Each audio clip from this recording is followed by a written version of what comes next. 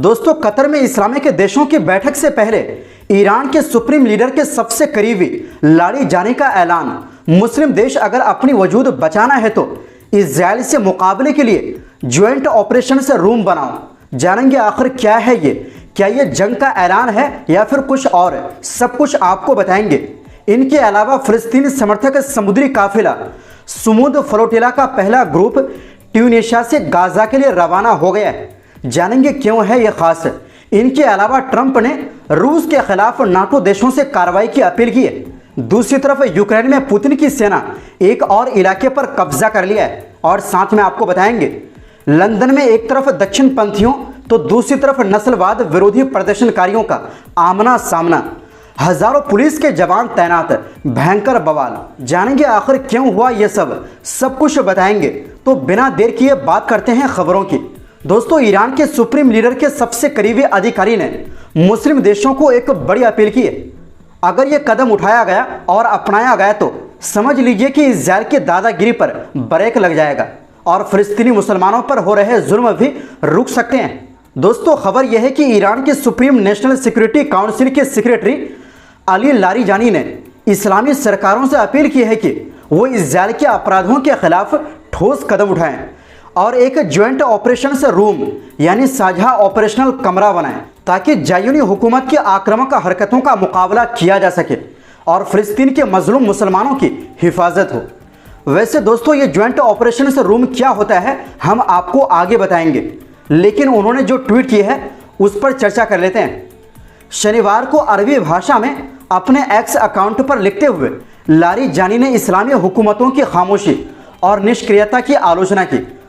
उन्होंने लिखा, इस्लामी हुकूमतों को आगाह करता हूं, अगर OIC यानी ऑर्गेनाइजेशन ऑफ इस्लामिक कोऑपरेशन की कॉन्फ्रेंस सिर्फ तकरीरें और बयानों तक ही सीमित रहे और कोई अमली यानी प्रैक्टिकल नतीजा ना निकले तो ये दरअसल इजराइल को नया ग्रीन सिग्नल देने जैसा है कि वो हमले और तेज करे। उन्होंने आगे कहा, कम से कम इतना तो करो कि एक ज्वाइंट ऑपरेशन से रूम बना लो ताकि इस नापाक हुकूमत की पागलपन भरी हरकतों का सामना किया जा सके। ईरानी अधिकारी ने यह भी कहा कि अगर सिर्फ इतना कदम भी उठाया जाए तो ये काफ़ी होगा इस हुकूमत के आकाओं को बेचैन करने के लिए और वो मजबूर हो जाएंगे जल्दबाजी में अपने हुक्म बदलने पर और फिर ये सब ग्लोबल पीस और नोबेल प्राइज के नाम पर दिखाया जाएगा। उन्होंने इस्लामी मुल्कों को सीधा संबोधित करते हुए कहा, आपने अब तक भूखे प्यासे और मजलूम फिलिस्तीनी मुसलमानों के लिए कुछ नहीं किया। अगर उनके लिए नहीं तो कम से कम अपनी बर्बादी से बचने के लिए ही कोई छोटा मोटा फैसला कर लो। दोस्तों, अब आपको बताते हैं कि इसका मतलब क्या है। ज्वाइंट ऑपरेशन रूम मतलब अलग अलग मुल्क मिलकर एक जगह बैठें, अपनी अपनी जानकारी और स्ट्रेटेजी शेयर करें और तय करें कि दुश्मन का सामना कैसे करना है। यानी अगर कहीं हमला हुआ तो सबको पता चलेगा, सब मिलकर तुरंत कदम उठा पाएंगे। ये सिर्फ बयानबाजी नहीं बल्कि असली तालमेल दिखाने का तरीका है। नतीजा क्या होगा, इससे दुनिया को संदेश जाएगा कि मुस्लिम मुल्क अब सीरियस है। इजराइल और उसके समर्थकों पर दबाव बढ़ेगा और अगर ये वाकई बन गया तो अरब इस्लामी देशों का तालमेल भी मजबूत होगा। लेकिन हकीकत यह है कि सबके अपने अपने हित हैं, तो देखना होगा कि कितने मुल्क वाकई इसमें आगे आते हैं। दोस्तों, आपको बता दें कि दोहा यानी कतर रविवार और सोमवार को एक इमरजेंसी अरब इस्लामी समिट की मेज़बानी करेगा। ये समिट OIC और अरब लीग की तरफ से बुलाई गई है। इसमें कतर को इजराइल के हमले से मिली चोट पर चर्चा होगी और जायूनी हुकूमत के जुर्मों के खिलाफ कैसी कार्रवाई होगी इस पर चर्चा होगी। याद रहे कि 9 सितंबर को इजराइल ने कतर की राजधानी दोहा में हमास की लीडरशिप को टारगेट किया था। इस हमले की दुनिया भर में निंदा हुई। वहीं दूसरी ओर दोस्तों, शनिवार को ग्लोबल सुमुद फ्लोटिला का पहला जहाज ट्यूनीशिया के बिजरते पोर्ट से रवाना हो गया जो सीधे गाजा की तरफ जा रहा है। आयोजकों ने सोशल मीडिया पर वीडियो शेयर करते हुए कहा, ग्लोबल सुमुद फ्लोटिला का पहला जहाज गाजा के लिए निकल चुका है। इस मौके पर कार्यकर्ताओं और पत्रकारों ने, जिनमें अनादलु एजेंसी का एक रिपोर्टर भी मौजूद था, जहाज के रवाना होने के नज़ारे को कैद किया। इस काफिले का मकसद साफ है, इजराइल की नाकाबंदी को चुनौती देना और गाजा तक इंसानी मदद पहुंचाना। अब की बार यह काफिला बेहद बड़ा है, करीब 50 जहाज इसमें शामिल हैं, जिन पर 500 से 700 कार्यकर्ता सवार हैं। इनमें सियासतदान, आर्टिस्ट और दुनिया भर के मशहूर लोग शामिल हैं जो 45 से ज़्यादा देशों से आए हैं। दोस्तों, आपको याद होगा पहले भी गाज़ा तक मदद पहुंचाने की कोशिश हुई थी, लेकिन तब सिर्फ एक जहाज जाता था जिसे इजराइल बीच समंदर में रोक लेता था। मगर अब यह काफिला सबसे बड़ा है और सीधा इंसानी कॉरिडोर खोलने की कोशिश कर रहा है। इजराइल की नाकाबंदी और हमलों ने गाजा को बुरी तरह तबाह कर दिया है। दोस्तों, अक्टूबर 2023 से अब तक 64,000 से ज़्यादा फिलिस्तीनी शहीद हो चुके हैं, जिनमें ज़्यादातर औरतें और बच्चे हैं। हालात ऐसे हैं कि भूख और कहत ने लोगों की ज़िंदगी मुश्किल बना दी है।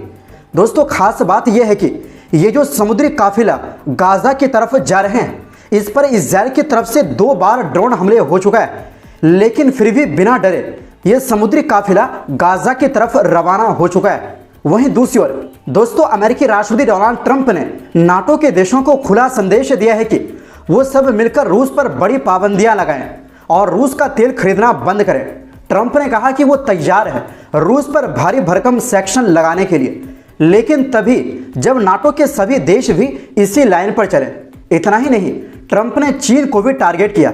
उन्होंने सुझाव दिया कि नाटो के देश चीन से आने वाले सामान पर 50 से 100% तक टैक्स लगाएं ताकि चीन रूस की मदद कम करे।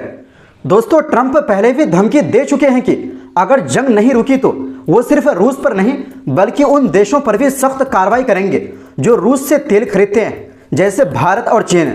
दरअसल हाल ही में ट्रंप ने भारत से आने वाले सामान पर 25% एक्स्ट्रा टैक्स भी लगा दिया और इसका कारण यही बताया कि भारत अभी भी रूस से तेल आयात कर रहा है। वहीं दूसरी ओर रूस ने दावा किया है कि उसकी फौज ने शनिवार को यूक्रेन के नोमीकोलाइवका गांव पर कब्जा कर लिया है। ये इलाका पूर्वी यूक्रेन में डनीप्रोपेट्रोव्स्क रीजन में आता है और डोनेट्स्क के करीब है, जहां सबसे ज्यादा लड़ाई हो रही है। रूसी रक्षा मंत्रालय के मुताबिक पिछले 24 घंटे में रूस ने यूक्रेन के लॉन्ग रेंज ड्रोन सिस्टम पर हमला किया और 340 ड्रोन गिरा दिए।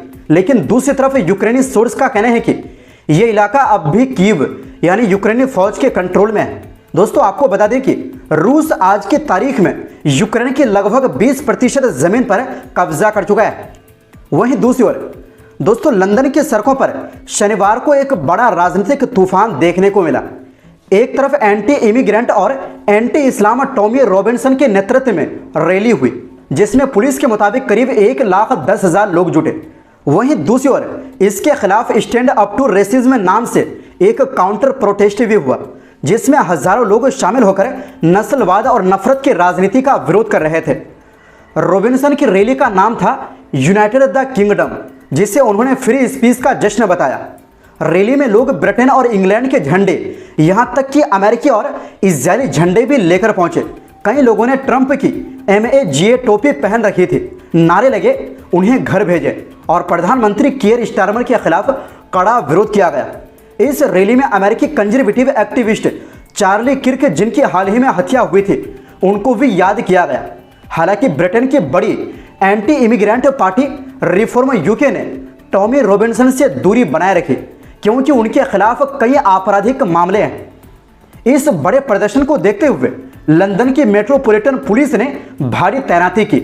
लगभग 1600 पुलिसकर्मी जगह जगह मौजूद रहे, जिनमें से 500 अन्य इलाकों से बुलाए गए थे। पुलिस का कहना था कि विरोध करने का हक सबको है, लेकिन किसी भी तरह की गड़बड़ी या हिंसा पर सख्ती से कार्रवाई होगी।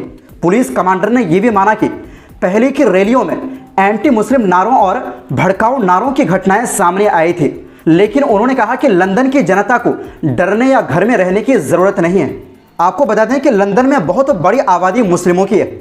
अब बात करें काउंटर प्रोटेस्ट की। स्टैंड अप टू रेसिज्म में शामिल लोगों ने साफ कहा कि ब्रिटेन को नफरत और तंग सोच की राजनीति नहीं चाहिए। उनका कहना था कि लाल सफेद झंडों के नाम पर हो रही ये मुहिम दरअसल विदेशियों और मुसलमानों को डराने की कोशिश है। दोस्तों, यह सब उस वक्त हो रहा है जब ब्रिटेन में इमिग्रेशन सबसे बड़ा राजनीतिक मुद्दा बन चुका है। इस साल अब तक 28,000 से ज्यादा प्रवासी छोटे छोटे नावों से ब्रिटेन पहुंचे हैं। यही वजह है कि सड़कों पर झंडों और नारों की राजनीति को कुछ लोग नेशनल प्राइड मानते हैं, जबकि विरोधियों के मुताबिक ये सिर्फ विदेशियों को निकालो की मुहिम है। आपको बता दें कि अभी हाल ही में ब्रिटेन में एक भारतीय महिला के साथ भी रेप और नस्ल भेदी व्यवहार हुआ था, जो काफी चर्चा में है। तो दोस्तों फिलहाल के लिए इस रिपोर्ट में बस इतना ही। आपसे गुजारिश है हमारी सपोर्ट के लिए चैनल को सब्सक्राइब जरूर करें, क्योंकि आपकी सपोर्ट ही हमारी ताकत है। बहुत बहुत शुक्रिया। अल्लाह हाफिज।